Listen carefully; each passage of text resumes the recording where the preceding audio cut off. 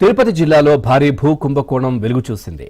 Revenue అధికారులు, సిబ్బంది అక్రమార్కులతో కుమ్ముక్కై సుమారు 300 ఎకరాల అటవీ భూములకు పట్టాలు సృష్టించారు.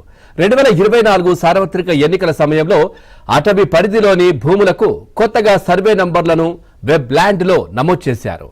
ఆ తర్వాత పక్క రాష్ట్రానికి చెందిన వారికి పట్టాలిచ్చేశారు. ఇప్పుడు ఆ భూమిని వ్యవసాయ భూములుగా మార్చాలని దరఖాస్తు చేసుకోవడంతో అసలు గుట్టు బయటపడింది.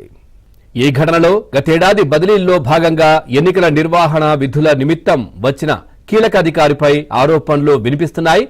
ఈ భూ మాయాజాలంపై స్పందించిన కలెక్టర్ వెంకటేశ్వర్ అక్రమార్కులకు పాల్పడిన వారిపై క్రిమినల్ కేసులు నమోదు చేయాలని సంబంధిత అధికారులకు ఆదేశాలు జారీ చేశారు. ప్రాథమిక దర్యాప్తులో భాగంగా అక్రమ పట్టాలు సృష్టించిన 16 మందిపై కేసులు నమోదు చేయగా వీరిలో 6 రెవెన్యూ అధికారుల పాత్ర ఉన్నట్లు తేల్చారు.